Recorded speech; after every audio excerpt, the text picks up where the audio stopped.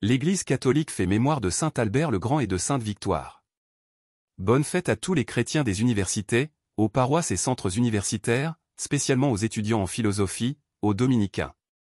La prière de ce jour rend hommage à saint Albert qui sut concilier sagesse humaine et foi divine. Né en Allemagne vers 1200, Albert va se former à Padoue, en Italie, déjà un étudiant européen. Il enseignera ensuite la philosophie et la théologie à Cologne, à Strasbourg, à Fribourg-en-Brisgau, enfin à Paris. Son nom de maître Albert contracté en Maubert désigne toujours une place de notre capitale. Entre-temps, Albert s'était engagé dans le tout jeune ordre de Saint-Dominique. Maître Albert enseignait à Paris sur la colline Sainte-Geneviève. Son esprit universel ouvrait la jeunesse étudiante, venue de tout pays, à un monde nouveau, celui de la physique d'Aristote. Le plus attentif et le plus doué de ses étudiants deviendra Saint Thomas d'Aquin.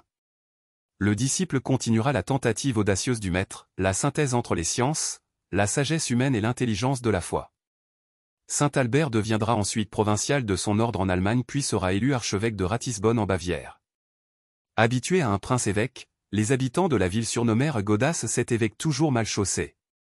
Ayant obtenu de revenir à ses chères études, Albert participe au deuxième concile de Lyon, en 1274. Il avait aussi combattu, aux côtés du franciscain saint Bonaventure, pour défendre le droit des ordres religieux à enseigner dans les universités. Sainte Victoire. À Hippone, près de l'actuelle Beaune, Algérie, on vénérait 20 martyrs des premiers siècles parmi lesquels saint Augustin cite, dans un sermon prononcé le jour de leur fête, vers 400, une sainte victoire. C'est le seul témoignage, mais de valeur, que l'on ait sur elle. À Hippone en Numidie, les saints 20 martyrs, dont saint Augustin a célébré la foi et la victoire, en citant parmi eux l'évêque Fidencien, Valériane et Victoire. Saint Albert le Grand et de sainte Victoire, priez pour nous. Évangile. Le jour où le Fils de l'homme se révélera. Alléluia. Alléluia. Redressez-vous et relevez la tête. Car votre rédemption approche. Alléluia. Évangile de Jésus-Christ selon saint Luc.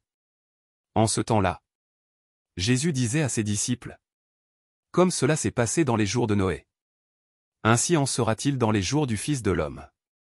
On mangeait, on buvait, on prenait femme, on prenait mari. Jusqu'au jour où Noé entra dans l'arche. Et où survint le déluge qui les fit tous périr. Il en était de même dans les jours de Lot. On mangeait, on buvait. On achetait, on vendait. On plantait, on bâtissait. Mais le jour où Lot sortit de Sodome, du ciel tomba une pluie de feu et de soufre, qui les fit tous périr. Cela se passera de la même manière. Le jour où le Fils de l'homme se révélera. En ce jour-là, celui qui sera sur sa terrasse et aura ses affaires dans sa maison, qu'il ne descende pas pour les emporter. Et de même celui qui sera dans son champ, qu'il ne retourne pas en arrière. Rappelez-vous la femme de Lot. Qui cherchera à conserver sa vie la perdra. Et qui la perdra la sauvegardera. Je vous le dis, cette nuit-là, 2 personnes seront dans le même lit. L'une sera prise, l'autre laissée. 2 femmes seront ensemble en train de moudre du grain. L'une sera prise, l'autre laissée. Prenant alors la parole, les disciples lui demandèrent: où donc, Seigneur? Il leur répondit: là où sera le corps, là aussi se rassembleront les vautours. Acclamons la parole de Dieu. Louange à toi Seigneur Jésus.